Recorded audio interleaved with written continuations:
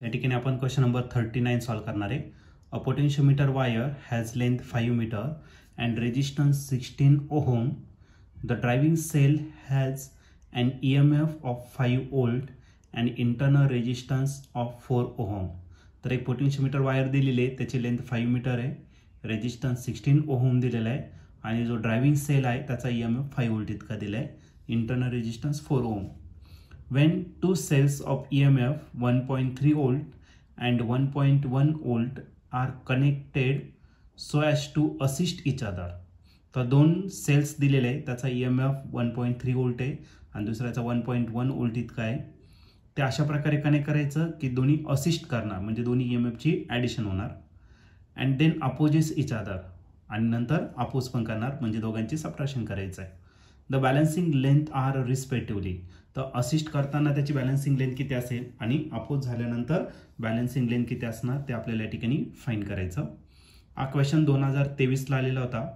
याच्या 4 ऑप्शनपैकी पहिलं जे ऑप्शन आहे ए, ते आहे 3 मीटर, 0.25 मीटर. बी ऑप्शन आहे 0.25 मीटर, 3 मीटर. सी ऑप्शन आहे 2.5 मीटर, 0.3 मीटर. डी ऑप्शन आहे 0.3 मीटर, 2.5 मीटर. तर या 4 ऑप्शनपैकी या क्वेश्चनचा करेक्ट आन्सर काय असणार आहे? चला तर याला सॉल्व करूया आणि मग डिसाईड करूया. या क्वेश्चनमध्ये आपल्याला एक पोटेन्शियोमीटर वायर दिलेलं आहे, त्याची लेंथ दिलेली आहे तुम्हाला 5 मीटर इतकी दिलेली आहे. ओके, तर पोटेन्शियोमीटर वायरची लेंथ दिलेली आहे किती?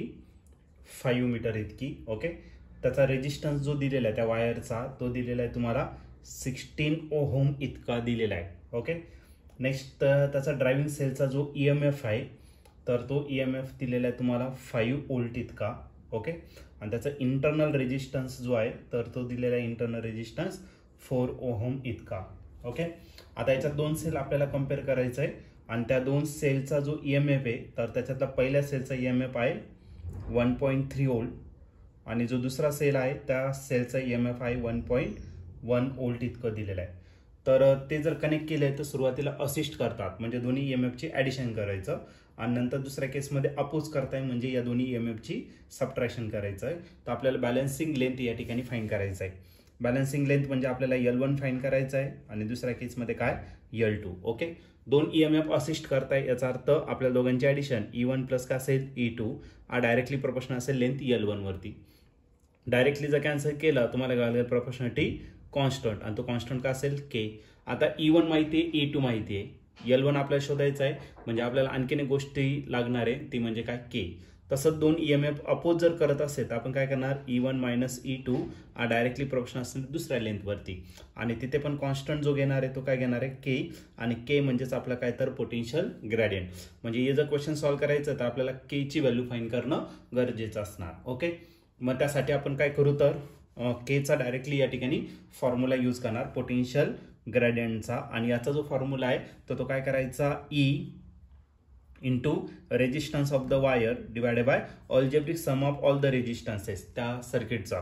तर रेजिस्टन्स कोणता आहे? कॅपिटल R आणि स्मॉल r, या दोघांची काय केली तर ॲडिशन. ओके, आज आला तुमचा E divided by R plus हा I झाला आणि R ने मल्टिप्लाय केलं तर V, आणि K म्हणजे असतो V अपॉन L, मग याला L ने काय करा तर डिवाइड करा. हा पोटेन्शियल ग्रेडियंटचा स्टँडर्ड फॉर्म्युला आहे, तर या फॉर्म्युल्याचा यूज करून तुम्ही काय करू शकता तर K फाइंड करू शकता. ओके, मग आता K फाइंड करायचा आहे. E ची व्हॅल्यू किती दिलेली आहे? 5, ती पुट करतोय. ओके, त्यानंतर R दिलेला आहे, R किती दिलेला आहे तुम्हाला? 16, तोही या ठिकाणी पुट केला. टोटल डिवायडेड बाय R ची व्हॅल्यू आहे 16 आणि प्लस स्मॉल r आहे तुमचा 4 आणि कॅपिटल L जो आहे तो किती तर 5. हा 5 आणि इथला 5 काय आला? कॅन्सल, म्हणजे आपला जो K भेटणार आहे तो भेटेल 60 डिवायडेड बाय 16 आणि डिवायडेड बाय 16 प्लस 4 किती झाला? 20. ओके, आता 20 ने याला काय करू आपण? डिवाइड करू. 20 ने डिवाइड केलं तर 16ला तर डिवाइड करताना 0, 160 झाला. 28 जा की झालं तर 160. मग झाला तुमचा पोटेन्शियल व्होल्टमध्ये आणि डिस्टन्स मीटरमध्ये 0.8 व्होल्ट पर मीटर. आता तुम्हाला L1 फाइंड करायचं आहे, पण 2 EMF काय होणार आहे? असिस्ट होणार आहे. If 2 EMFs assist each other.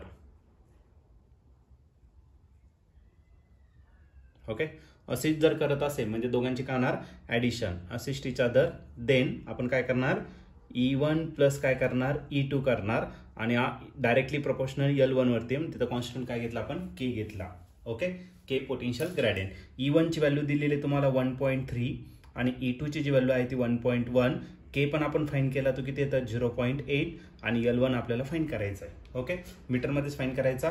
या दोघांचे जर ऍडिशन केलं तर 3 + 1 किती झाला 4, 1 + 1 2 म्हणजे 2.4 = 0.8 इंटू L1. आता पॉईंट नंतर एक एक डिजिट आहे पॉईंट तुम्ही कॅन्सल करू शकता. मग आपला जो L1 आहे तो किती भेटेल 24/8 भेटेल आणि 24/8 म्हणजेच आपला किती 3 मीटर. मग पहिलं जे जर दोन EMF असिस्ट करत असेल तर त्याचा बॅलन्सिंग जो लेंथ आहे तो किती भेटणार तर 3 मीटर. आता दुसऱ्या केसमध्ये दोन्ही EMF काय करणार अपोज करणार. Okay, if 2 EMFs opposes each other,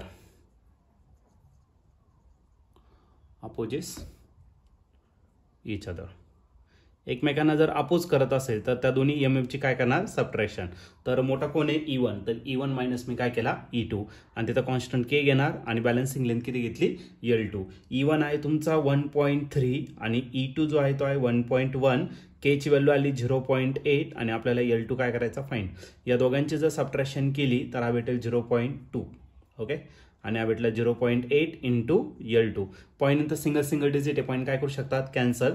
मग L2 किती भेटेल आपल्याला 2/8 आणि 2/8 म्हणजे 1/4 आणि 1/4 म्हणजे 1 ला डिवाइड करताना 0 आधाला 10, 4 2 जा 8 परत 2 ला म्हणजे 20, 4 5 जा 20 मग 0.25 मीटर ही दुसऱ्याची लेंथ झाली. Okay, 0.25 metre. मग पहिल्याची लेंथ आहे 3 मीटर आणि दुसऱ्याची आहे 0.25 मीटर.